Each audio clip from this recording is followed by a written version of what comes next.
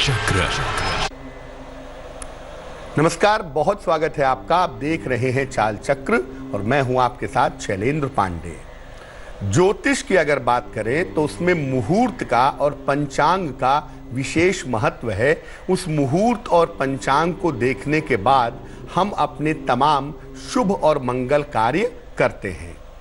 इस फाल्गुन के महीने में एक मौका आता है होलाष्टक का। इस बार होलाष्टक 2 मार्च से है और होलाष्टक में शुभ कार्य नहीं किए जाते हैं, ये बात हम सब जानते हैं। तो क्या है होलाष्टक का पूरा मामला और होलाष्टक में कौन से कार्य करेंगे, कौन से कार्य नहीं करेंगे, आज इस विषय पर बात करेंगे। चाल चक्र में आज क्या खास है, चलिए बताते हैं आपको। चाल चक्र में आज बात करेंगे कि होलाष्टक आखिर क्या होता है। बात करेंगे कि होलाष्टक में शुभ कार्य आखिर बंद क्यों हो जाते हैं और कौन से शुभ कार्य नहीं किए जाते हैं। बात करेंगे कि होलाष्टक में क्या करें और क्या ना करें। तो 2 मार्च से होलाष्टक है और होलाष्टक के पूरे विवरण पर बात करेंगे, पूरी जानकारी आपको देंगे। लेकिन सबसे पहले जान लेते हैं 2 मार्च का पंचांग। तिथि है फाल्गुन शुक्ल पक्ष की सप्तमी, इसके उपरांत अष्टमी तिथि। नक्षत्र है कृत्तिका, इसके उपरांत रोहिणी नक्षत्र। चंद्रमा वृष राशि में संचरण कर रहे हैं। राहुकाल का समय सुबह के 7:30 से तकरीबन 9 बजे तक।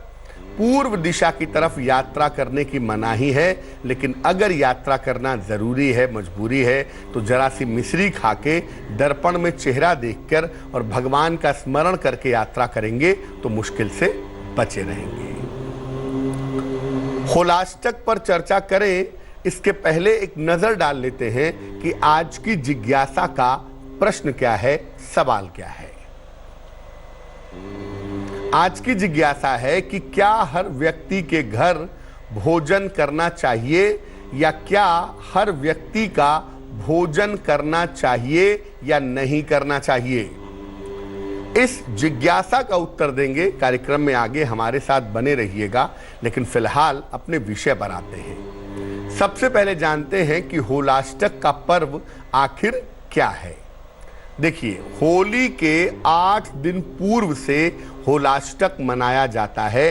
होली के 8 दिन पहले से होलाष्टक का पर्व मनाते हैं।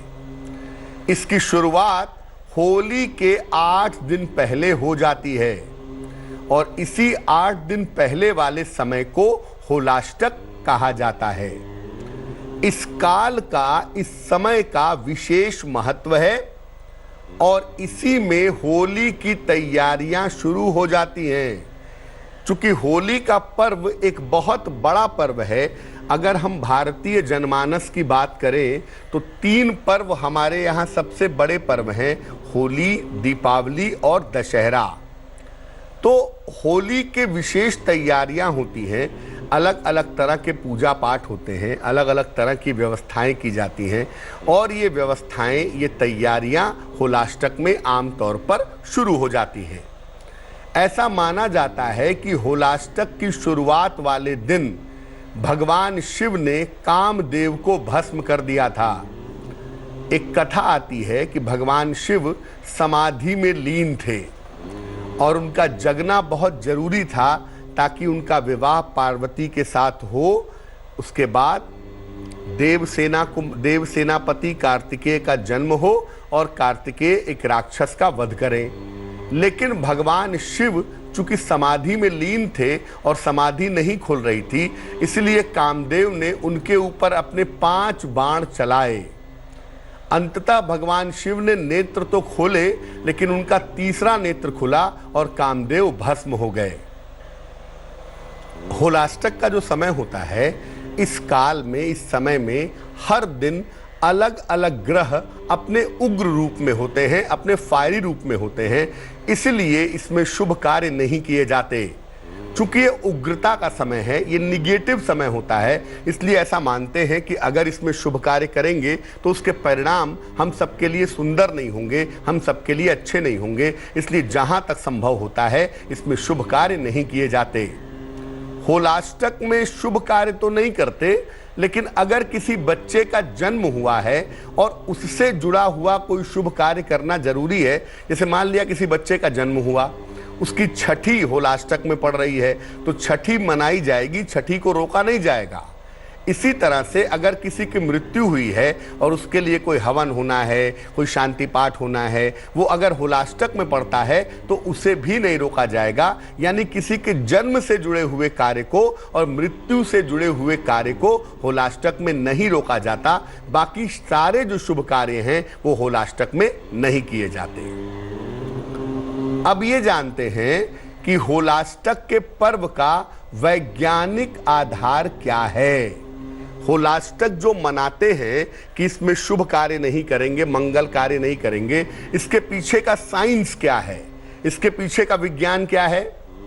देखिए, मौसम के परिवर्तन की वजह से इस समय अगर आप देखें तो ज्यादा लोगों को डिप्रेशन फील होता है, अच्छा नहीं लगता, मन अशांत है, सर में भारीपन है, मन उदास है, मन बड़ा चंचल है, काम करने का मन नहीं हो रहा है, आलस्य आ रहा है, नींद आ रही है, तो मन बड़ा उदास, अशांत, चंचल सा रहता है। इसीलिए अशांत मन से किए गए कार्यों की वजह से इन कार्यों के परिणाम शुभ नहीं होते हैं या शुभ नहीं हो सकते हैं।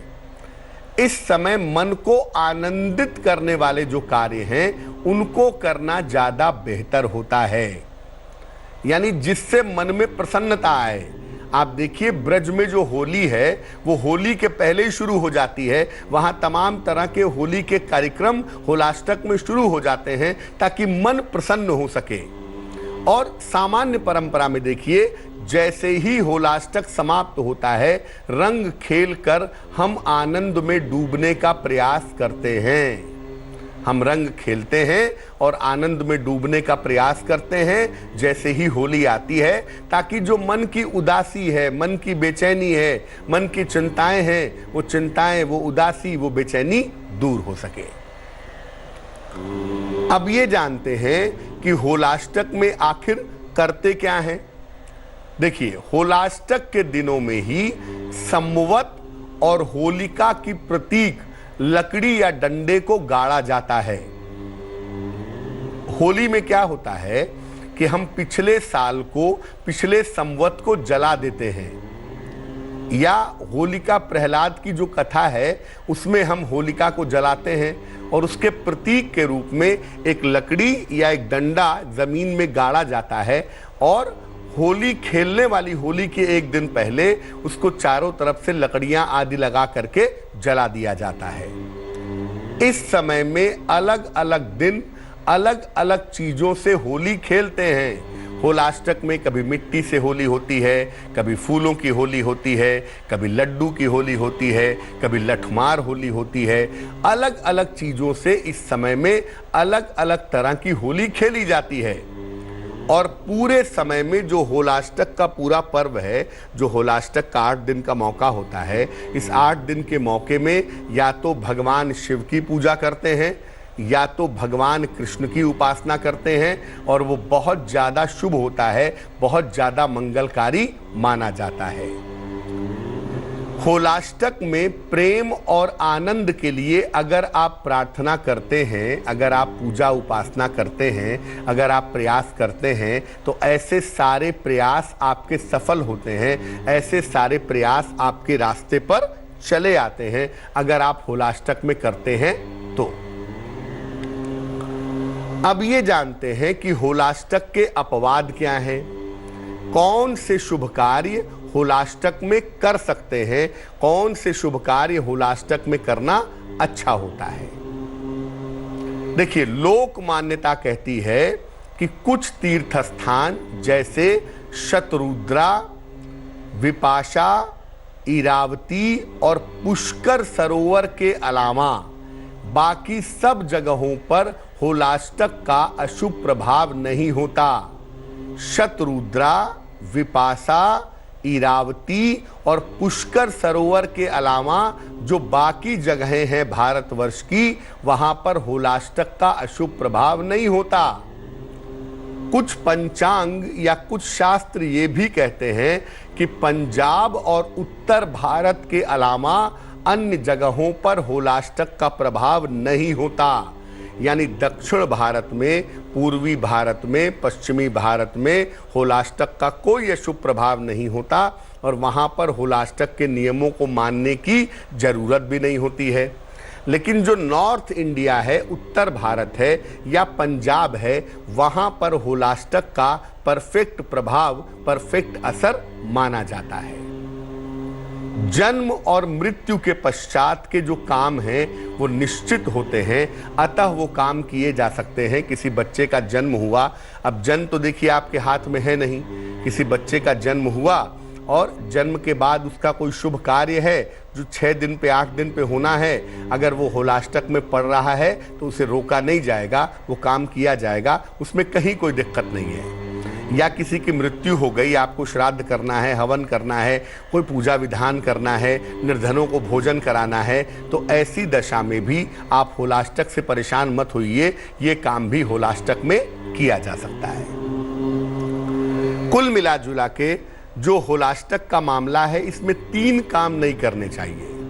विवाह नहीं कर सकते होलाष्टक में, विवाह से जुड़े हुए काम जैसे गोद भराई है, वरीक्षा है, ये सब काम आप होलाष्टक में नहीं कर सकते। दूसरा, अगर आप घर का निर्माण करवाना चाहते हैं, नींव भरवाना चाहते हैं, तो ये काम भी आप होलाष्टक में नहीं कर सकते। ये काम भी होलाष्टक में करना बहुत अच्छा नहीं होगा, बहुत शुभ नहीं होगा। तो शादी नहीं कर सकते, गृह निर्माण का कार्य नहीं कर सकते। अगर कोई नया व्यवसाय शुरू करना चाहते हैं, अगर कोई नया काम शुरू करना चाहते हैं, तो वो काम भी होलाष्टक में ना करें तो ज़्यादा अच्छा होगा। होली के अगले दिन, जो खेलने वाली होली होती है, उसके अगले दिन से आप कोई भी नया और शुभ कार्य कर सकते हैं, विवाह कर सकते हैं, मंगल कार्य कर सकते हैं, नींव भरवा सकते हैं, लेकिन वो खेलने वाली होली के अगले दिन से कर सकते हैं, उसके पहले नहीं कर सकते। तो होलाष्टक में ये ध्यान रखना होगा कि कौन से कार्य करने हैं, कौन से कार्य नहीं करने हैं। उन नियमों को मान करके अगर आप कार्य करें तो आपके लिए बहुत शुभ रहेगा। अब हम बात करेंगे आपके राशियों की, आपके सवाल का जवाब देंगे, आपकी जिज्ञासा का समाधान भी करेंगे, लेकिन उसके पहले स्वस्थ रहने के सरल उपाय निरोगी भव। अगर आंखों के नीचे काले घेरे हो गए हों तो केले के छिलके का जो पिछला भाग होता है, जहां सफ़ेदी होती है, थोड़ा गूदा होता है, उसे अगर वहां पर नियमित रूप से लगाया जाए तो उससे बहुत जल्दी फायदा होता है। चलिए राशियों के सिलसिले की शुरुआत करते हैं। मेष राशि। मेष राशि, कोई महत्वपूर्ण काम बन जाएगा, नौकरी में परिवर्तन और प्रमोशन होगा, धन आसानी से मिलेगा, शुभ रंग आपका नीला और भाग्य होगा 80%। वृष राशि, नौकरी व्यवसाय में बड़ा अवसर मिलेगा, संतान प्राप्ति की समस्या हल होगी, मानसिक चिंताएं दूर होंगी, शुभ रंग आसमानी और भाग्य होगा 90%। मिथुन राशि, सेहत बिगड़ सकती है, यात्रा करने से नुकसान होगा, नए निर्णयों से बचाव करें, शुभ रंग सुनहरा और भाग्य होगा 60%।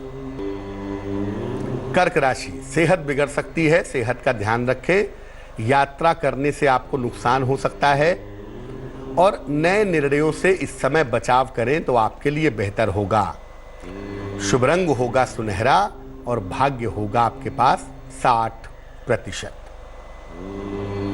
सिंह राशि, काफी व्यस्तता दिखाई दे रही है, मान सम्मान आपका बढ़ने वाला है, किसी पुरानी समस्या का हल निकल जाएगा, शुभ रंग क्रीम और भाग्य होगा 80%।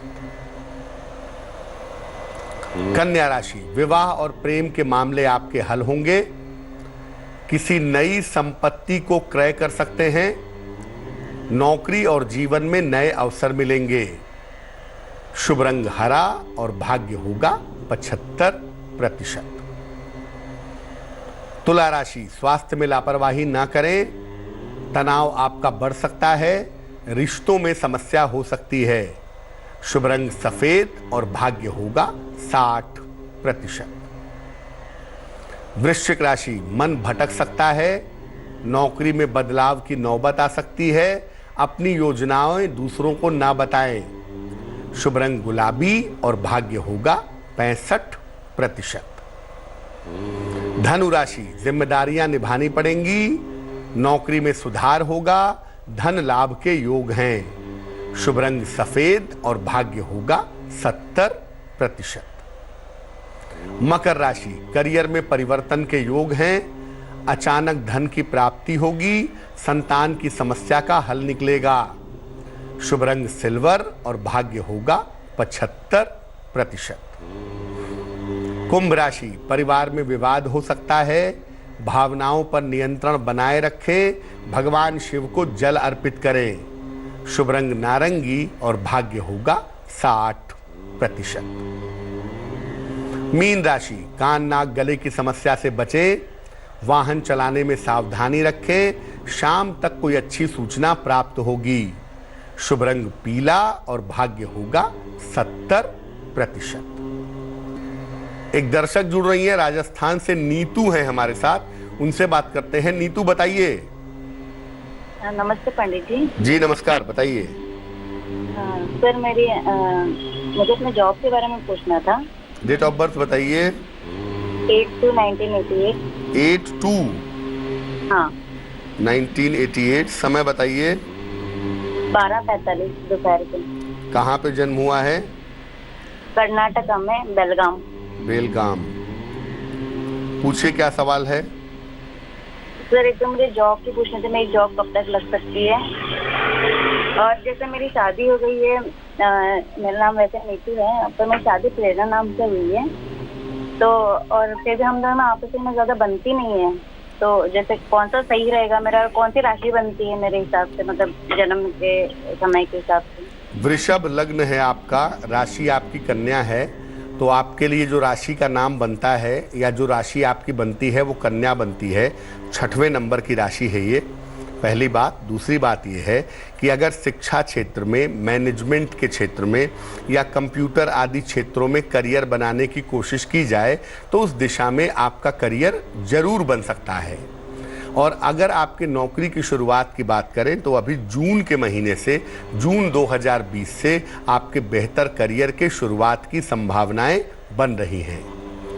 तीसरी बात यह है कि देखो, शुक्र चूंकि कमजोर है, इस वजह से करियर में भी दिक्कत आ रही है, और शुक्र कमजोर होने की वजह से वैवाहिक जीवन भी बहुत अच्छा नहीं दिख रहा है। एक ओपल बनवा के आप पहन लें, 10-12 रत्ती का ओपल, चांदी की अंगूठी में, दाहिने हाथ की तर्जनी उंगली में, शुक्रवार की शाम को ओपल पहनने से आपको लाभ होगा। इसके अलावा नमः शिवाय 108 बार सुबह, 108 बार शाम को पढ़े, आपकी मुश्किलें हल हो जाएंगी। एक दर्शक जुड़ रहे हैं हमारे साथ गुजरात से, उनसे बात करते हैं। बताइए। नमस्ते सर। जी नमस्कार, बताइए। पंडित जी, मेरा नाम यश है, मैं गुजरात से बात कर रहा हूँ। मुझे अभी आर्थिक परेशानी बहुत है, और अभी मुझे नौकरी मेरी 3 महीने से छूट गई है, तो मैंने 50 जितनी जगह पे अप्लाई किया, लेकिन हर जगह पे कोई ना कोई दिक्कत आ रही है, और सर मेरे पास अभी पैसे भी खत्म होने वाले हैं। डेट ऑफ बर्थ बताइए अपनी। 4 अगस्त। डेट ऑफ बर्थ बोलिए। 4 अगस्त 1998। समय बताइए। सवेरे 5:05। कहाँ पे जन्म हुआ है? नडियाद में। और सर मैं विदेश जाने का सोच रहा हूँ, तो वहाँ पे क्या सफलता मिलेगी नौकरी करने के बाद? देखो, ऐसा है कि अभी एक छोटी सी नौकरी आपको मिल जाएगी मार्च अप्रैल के महीने में, वो नौकरी आप कर लेना, और आपकी आर्थिक मुश्किलें भी मई के महीने से बेहतर होती दिखाई दे रही हैं।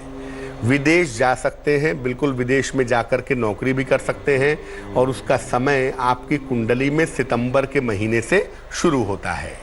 सिर्फ आप इतना करिए कि इस समय नित्य प्रातः सूर्य भगवान को जल चढ़ाइए, और रोज सवेरे 108 बार ओम आदित्याय नमः इस मंत्र का जप करिए, तो आपकी मुश्किलें हल हो जाएंगी। चलिए अब बात कर लेते हैं उनकी जिनका जन्मदिन है 2 मार्च को। जिन लोगों का जन्मदिन 2 मार्च को है उन्हें हम सबकी तरफ से जन्मदिन की हार्दिक शुभकामनाएं। आपको बता दूं कि आने वाले साल में आपके करियर की तमाम समस्याएं हल होंगी। धन के मैनेजमेंट को लेकर के थोड़ा ध्यान रखना होगा। हालांकि आपके परिवार में किसी शुभ कार्य होने के योग भी बनते हैं और अगर आप अविवाहित हैं तो इस समय आपका विवाह हो सकता है। क्या करना चाहिए? पूरे साल भर भगवान शिव की उपासना करें तो बहुत अच्छा रहेगा। चलिए अब जान लेते हैं कि आज की जिज्ञासा क्या है और उसका समाधान क्या है। आज की जिज्ञासा है कि क्या हर व्यक्ति के घर भोजन करना चाहिए? क्या हर व्यक्ति के साथ उसका खाना खाना चाहिए?